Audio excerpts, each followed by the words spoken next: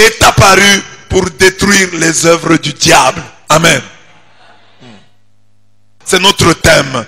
En lisant et en méditant les textes de ce jour, une écriture m'est directement venue à l'esprit. C'est pour détruire les œuvres du diable que le Fils de Dieu est apparu. 1 Jean 3, 8. En effet, la première lecture dit que par sa mort, Jésus a pu réduire à l'impuissance celui qui possédait le pouvoir de la mort, c'est-à-dire le diable. Par sa mort, Jésus a réduit à l'impuissance celui qui possédait le pouvoir de la mort, c'est-à-dire le diable. Par sa mort, Jésus a réduit à l'impuissance celui qui possédait le pouvoir de la mort, c'est-à-dire le diable. Par sa mort, Jésus a réduit à l'impuissance celui qui possédait le pouvoir de la mort, c'est-à-dire le diable. Hébreux 2, 14. L'évangile, quant à lui, nous montre comment on amenait à Jésus tous ceux qui étaient atteints d'un mal ou possédés par des démons. La ville entière s'est pressée à la porte. Il guérit beaucoup de malades atteints de divers maux et il chassa beaucoup de démons. Il ne laissait pas parler ces démons parce qu'il savait qui il était. Marc 1, 33 à 34.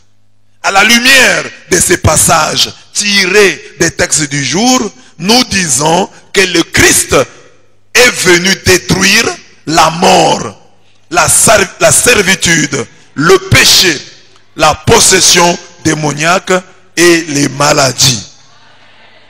Donc il est venu détruire les œuvres du diable.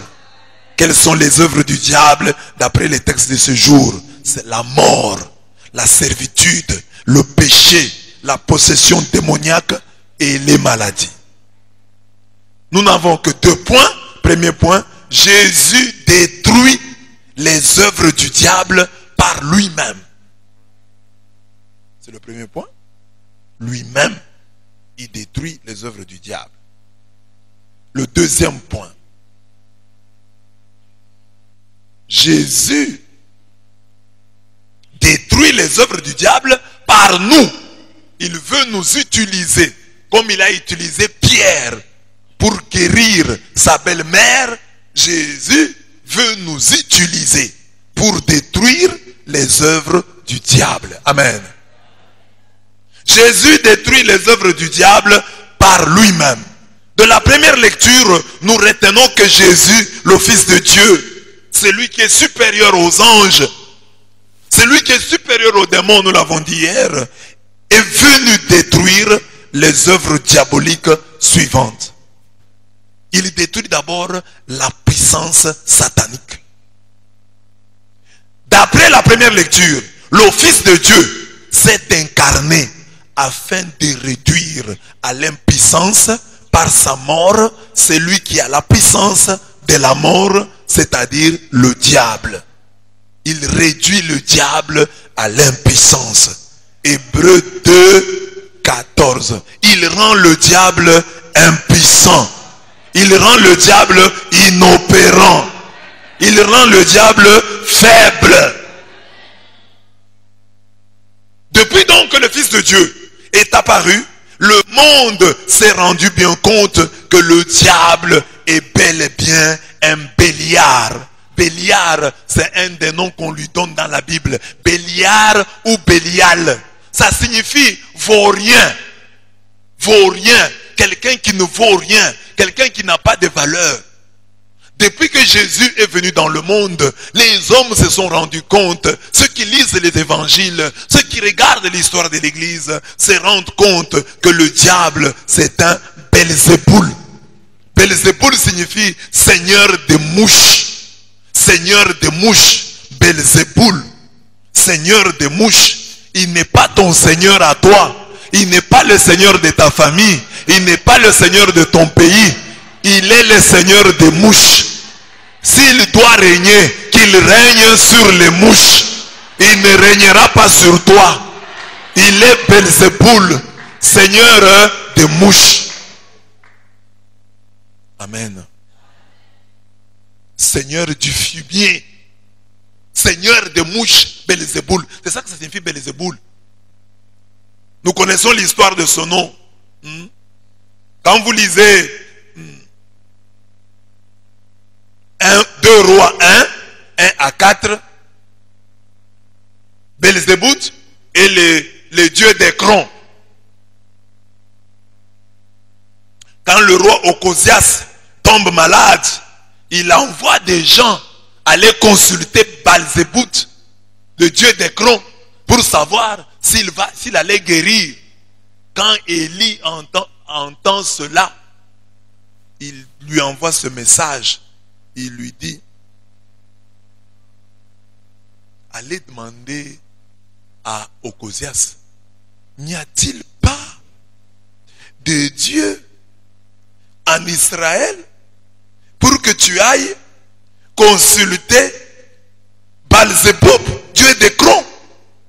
Comme tu es parti consulter Belzéboul, Dieu d'Écron, le Seigneur déclare, le lit où tu es monté, tu n'en descendras pas, tu mourras certainement.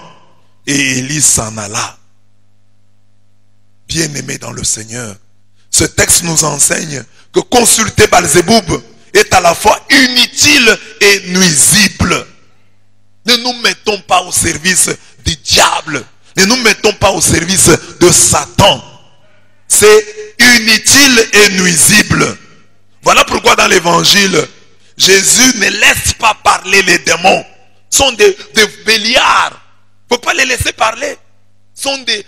Le diable est Belzéboul. Il ne faut pas les laisser parler. Jésus le fait taire. Tais-toi. Ne parle pas. Tais-toi. Les démons, on le chasse. On ne le laisse pas parler. Qu'il se taise. Tais-toi. Regardez, il y a des prières où le diable est devenu la grande star. Quelqu'un tombe, directement on va aller avec le micro. Comment t'appelles-tu? Que viens-tu faire ici? Et le diable utilise le micro de l'église pour se vanter. Il dit même, je ne veux pas les laisser. Il va voir, je vais le poursuivre. Et ça, c'est le diable qui parle. Jésus, lui, la tendance générale de Jésus, c'est vrai, de temps en temps, il leur a posé des questions. Comment t'appelles-tu les gens? Mais en général, Jésus faisait taire les démons. Même quand les démons le glorifiaient. Nous avons vu hier, les démons, oh, tu es le Saint de Dieu, tais-toi! Alors que le démon est en train de le glorifier, ferme ta bouche! Tu es béliard, tu es vaurien, tais-toi! Quand nous voulons que les démons parlent dans nos églises, c'est pour notre gloire. Ce n'est pas pour la gloire de Dieu. Souvent c'est pour notre gloire, pour montrer que nous avons la force. Non, les démons doivent se taire. Amen. Amen. Que les démons qui parlent dans ta vie se taisent. Qu'ils ferment leur bouche au nom de Jésus. Même ceux qui parlent à ta pensée. Oh, ça n'ira pas. Oh, ça ne réussira pas. Oh, tu vas échouer. C'est un démon qui parle. Ce sont des démons qui te parlent. Oh, ça ne va pas aller. Oh, tu ne vas pas avoir des enfants. Et tu n'auras pas ce travail. Oh, ça ne marchera pas. Oh, toi, tu seras réduit à rien. C'est un démon. Il doit se taire. C'est lui qui te parle là. La voix qui te parle, qui te décourage, elle doit se taire au nom de Jésus. Elle doit fermer sa bouche. Elle doit la fermer au nom de Jésus. Ne doit pas te suggérer des choses. Oh, ça n'ira pas. Oh, ça n'ira pas. Et tu mourras de cette maladie. Oh, ça doit être le cancer. Tais-toi. Tais-toi au nom de Jésus. Ces voix que tu entends là, murmurer dans ta tête, murmurer à ton oreille, qu'elles se taisent. Qu'elles se taisent au nom puissant de Jésus. Entends Jésus qui te dit, ça ira, ça marchera, tu réussiras. Tu brilleras. Tu te convertiras. Parce qu'il y a même un démon qui te dit, tu ne vas pas changer. Tu seras toujours le même. Tais-toi. Qui es-tu pour... Ferme ta bouche. Tais-toi. Béliard. Belzéboul. Va régner chez les mouches. Tu n'as pas de pouvoir sur moi. Au nom de Jésus. Ferme ta bouche.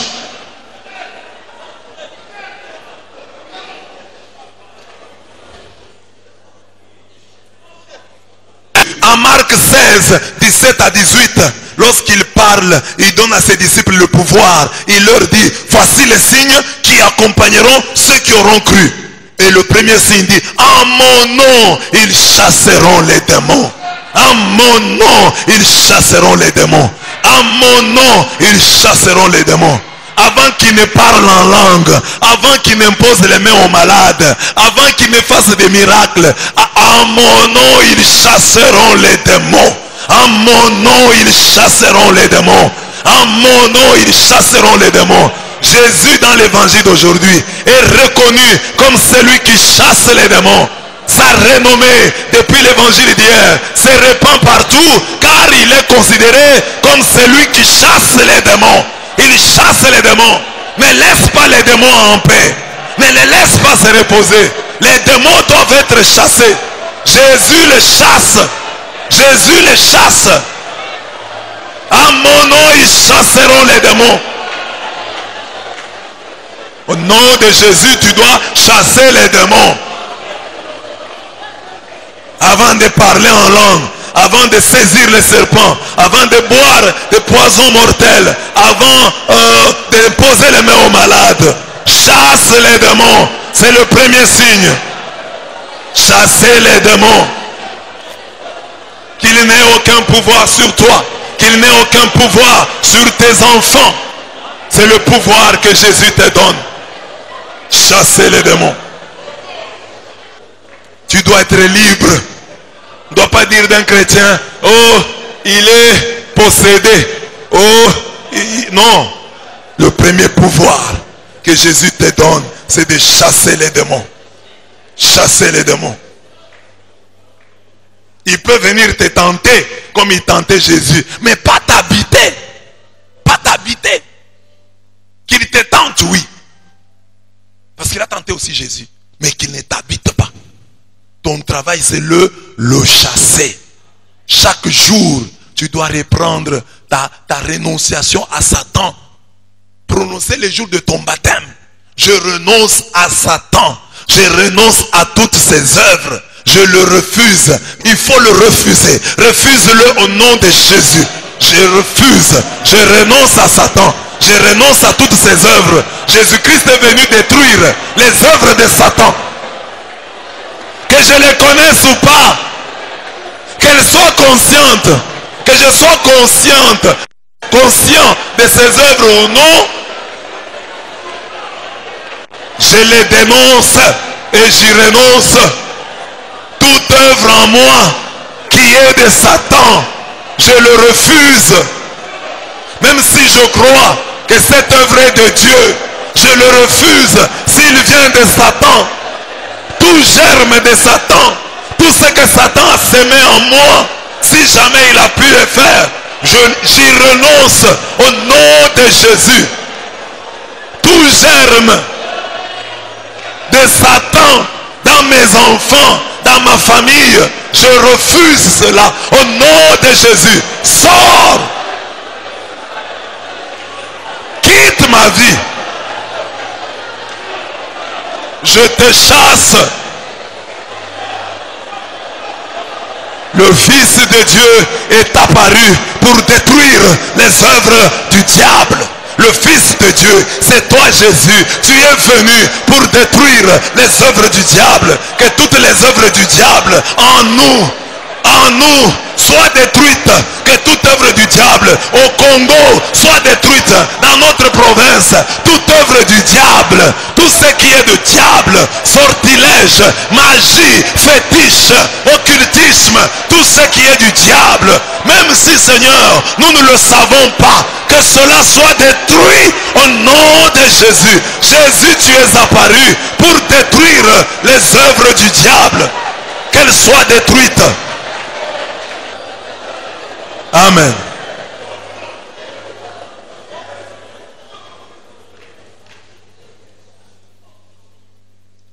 Jésus a donné ce signe aux croyants. Il dit c'est un signe qui doit les accompagner. Partout où ils vont, ils ont le signe. Ils chassent Satan. Vous arrivez quelque part, Satan est insécurisé. Vous arrivez quelque part, Satan fouille. Satan n'a pas la paix quand vous êtes là. Amen. présence, puisque vous devez ressembler au Christ, doit insécuriser et chasser les démons. C'est ce que Jésus veut. Luc 10, 17 à 19. Les 72 revinrent tout joyeux, disant, Seigneur, même les démons nous sont soumis en ton nom. Quand ils rentrent auprès de Jésus, il dit ça. Même les démons en ton nom nous sont soumis. Donc nous les avons chassés sérieusement.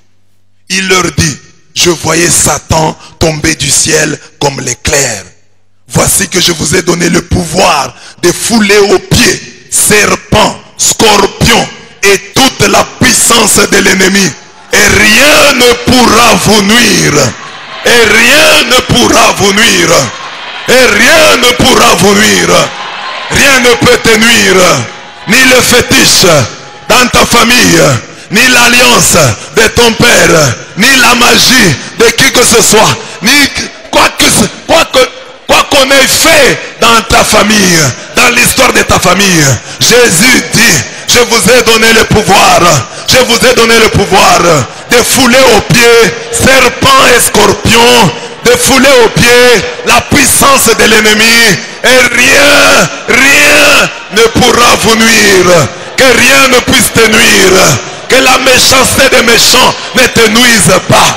Que la mauvaise foi des hommes ne te nuise pas. Que leur rancœur ne te nuise pas. Que leur rancune ne te nuise pas. Que leur souci de vengeance ne te nuise pas. Que leur tribalisme ne te nuise pas. Que leur mauvaise foi ne te nuise pas. Rien ne pourra te nuire. Que leur sorcellerie, que leur magie, que leur poison ne te nuise pas. Jésus a dit, mais rien ne pourra vous nuire. Nous prenons Jésus au mot. Tu as dit rien. Quantificateur universel. Rien ne pourra vous nuire. Rien ne pourra vous nuire. La puissance des politiciens, la puissance des méchants ne pourra pas vous nuire.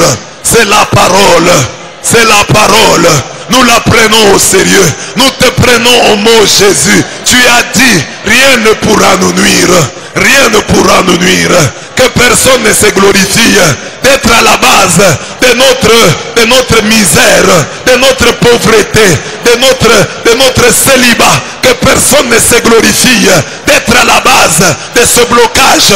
Que personne ne se glorifie d'être à la base de ce vice, de ces défauts que nous avons. Que personne ne se glorifie d'être à la base de notre incrédulité. Que personne ne se glorifie d'avoir fait cela, de nous avoir fait ce mal-là. Que personne ne se glorifie au sujet de notre mort, au sujet de nos maladies. Que personne ne se glorifie au sujet de notre échec.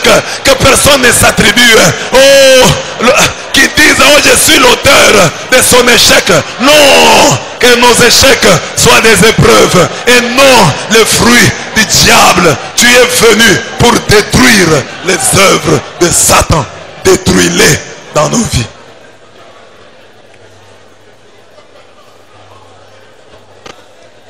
Amen.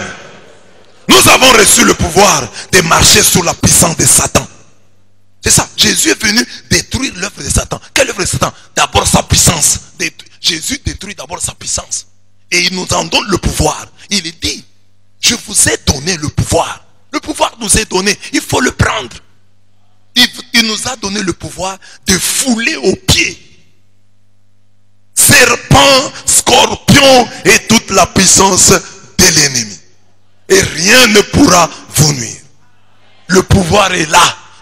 Nous n'avons qu'à les prendre. Tu as le pouvoir.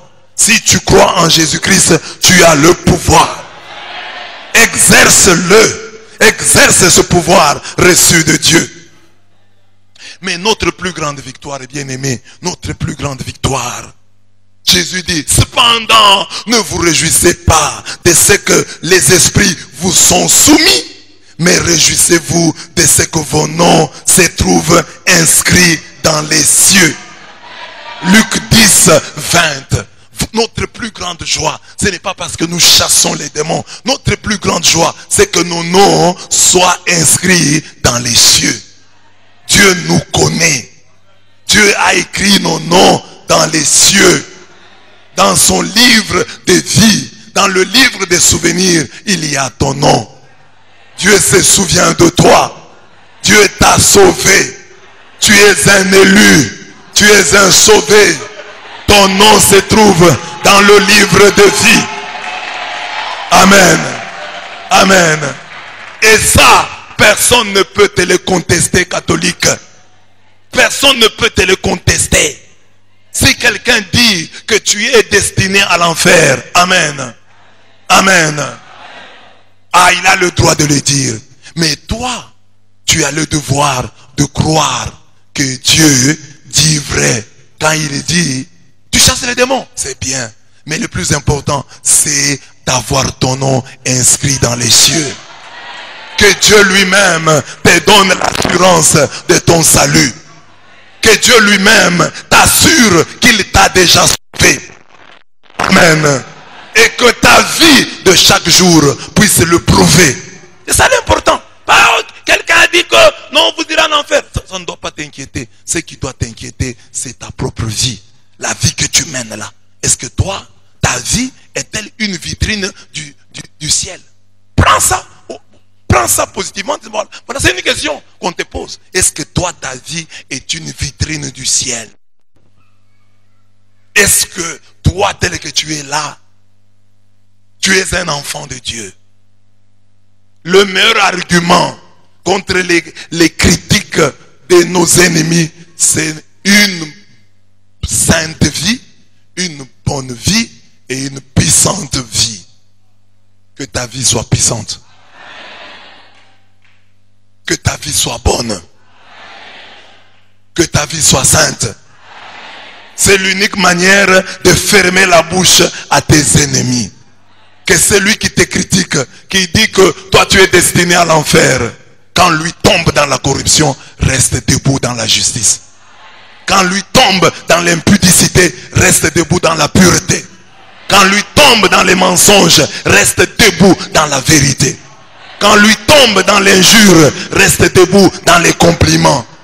Comprends cela. C'est le ciel, ce n'est pas une affaire de quelqu'un qui dit, toi tu n'iras pas au ciel. Le ciel c'est toi.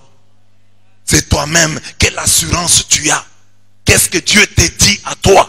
Qu'est-ce que ton cœur te dit? Qu'est-ce que ta conscience te dit? Es-tu un enfant de Dieu? Oui, si tu l'es. Les gens peuvent raconter n'importe quoi. Ça ne t'inquiétera jamais. Tu connais, Jésus dit que votre cœur ne se trouble pas. Croyez en Dieu, croyez en moi. Dans la maison de mon Père, il y a beaucoup de demeures. Est-ce que tu crois en Dieu? Est-ce que tu crois en Jésus-Christ? Que personne ne vienne te troubler. Croyez en Dieu, croyez en moi, dit Jésus. Dans le royaume de mon Père, il y a beaucoup de demeures. Amen. Amen. Tu vas te contenter. Quelqu'un qui parle là-bas au fond. Amen. Hein? Qui te contente. Toi, tu es le fils d'eux. Amen. Et la fille d'eux. Alors, quelqu'un qui vient là, il vient, c'est pas on ne sait quel pays, et il commence à dire, tu n'es pas le fils d'eux. Si toi, tu sais que tu es le fils d'eux, tu vas engager un débat avec lui. Tu vas le laisser. Il fait du bruit. Il fait du bruit. Il y a des gens ici dans ce pays qui ont même contesté. Ça ne doit pas nous étonner. Au Congo, c'est comme ça. Il y a des gens même qui ont contesté. Et jusqu'aujourd'hui, ils n'appellent pas le président de la République. Le président de la République, il ne l'appelle pas Tshisekedi. Il refuse que ce soit le fils de Tshisekedi. Tu ressembles à ton père. Tu es créé à son image. Tu es créé à sa ressemblance. Quand quelqu'un te conteste le titre de fils de Dieu, ne crée pas de problème avec lui. Tu dis, moi j'ai pas besoin d'examen d'ADN. Quand je le regarde et je me regarde, je sens que je lui ressemble. Ce qu'il sent, c'est ce que je sens. Amen. J'ai un cœur comme son cœur. Je n'ai pas la mauvaise foi. Amen. Les gens qui ont des problèmes, ce sont ceux-là qui sont même jaloux de la Vierge Marie. Amen.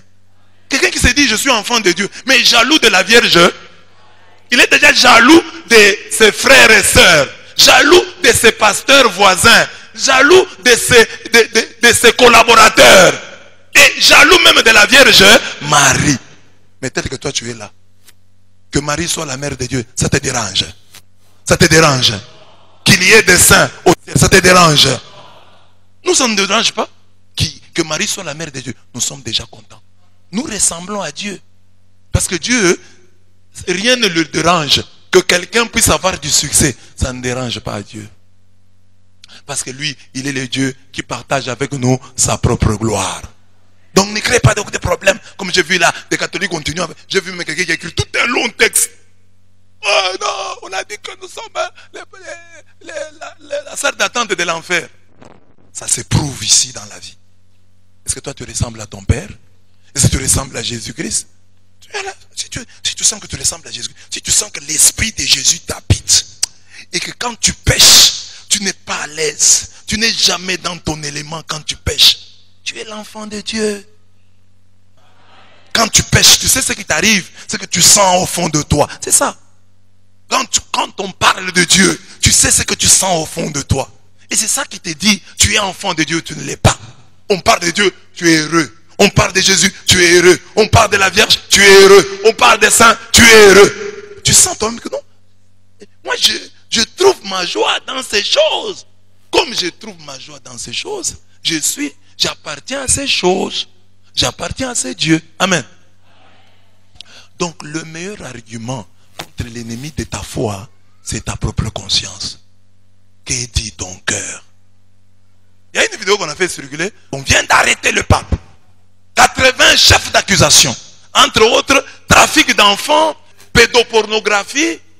Oh, il dit, partagez cette vidéo. Tu as les téléphones, tu es sur Internet. Cherche toi-même. Et la personne qui dit là, dit, c'est écrit dans les Écritures qu'on arrêterait le pape. Où? Amen. Et vous, ces gens-là ne sont pas des chrétiens. Ils ne sont pas des chrétiens. Nous qui sommes ici, amen. Nous qui sommes, moi je suis par exemple prêtre catholique. J'ai regretté quand on a arrêté les pasteurs Mukuna. Moi je suis un prêtre catholique, mais j'ai regretté. Parce que c'est ça qui me dit que je suis de Dieu. Parce que quand le mal arrive à quelqu'un, si c'est injuste, j'ai mal. Mais il y a des gens qui se disent enfants de Dieu, qui critiquent les catholiques, mais qui n'attendent que ça. Ils ont souhaité ici que le pape puisse mourir du coronavirus. Dieu a gardé le pape. Ils ont fermé leur bouche. Maintenant, oh, le pape est arrêté. Vous la fermerez. Vous êtes les démons dont nous parlons ici. Jésus dit, ferme ta bouche, tais-toi. Si vous ne vous taisez pas maintenant, un jour vous vous tairez. Amen. Voilà. Trop de mensonges sur l'église. Ça montre quelque part, nous sommes un arbre qui a de très bons fruits. Parce que le diable, vous verrez dans l'église, on ne parle pas du diable comme on parle de l'église catholique. Il parle tout le temps de l'église catholique. Et le diable est à l'aise. Le diable est à l'aise. Amen. Donc retenez mes bien-aimés que soyez fiers d'être des catholiques. Et de vous dire que la guerre que nous avons, ce ne sont pas des êtres de chair. Ce ne sont pas des êtres de sang qui nous combattent, mais nous combattons contre les dominations, contre les souverainetés, contre les esprits démoniaques, contre Satan. Et c'est Satan qui se cache derrière ses ennemis de l'église. Amen. Nous sommes réunis ce matin ici. Au nom de qui? Nous faisons quoi ici? Notre thème c'est lequel? Le Fils de Dieu est apparu pour détruire les œuvres du diable.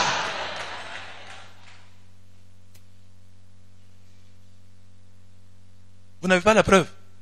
Alors les catholiques sont toujours comme ça, ils sont toujours peur. Eh non, on a dit ça. Bon, en fait, les catholiques, notre problème c'est que nous sommes victimes de notre bonne foi. Vous voyez, dès le départ, nous nous sommes ouverts. Les chansons des autres, nous écoutons, nous chantons. Les pasteurs des autres églises, nous les écoutons. C'est ça. Trop bon, trop con. C'est ça notre problème. Parce que les catholiques maintenant, ce monsieur-là qui parle, il sait que vous l'écoutez.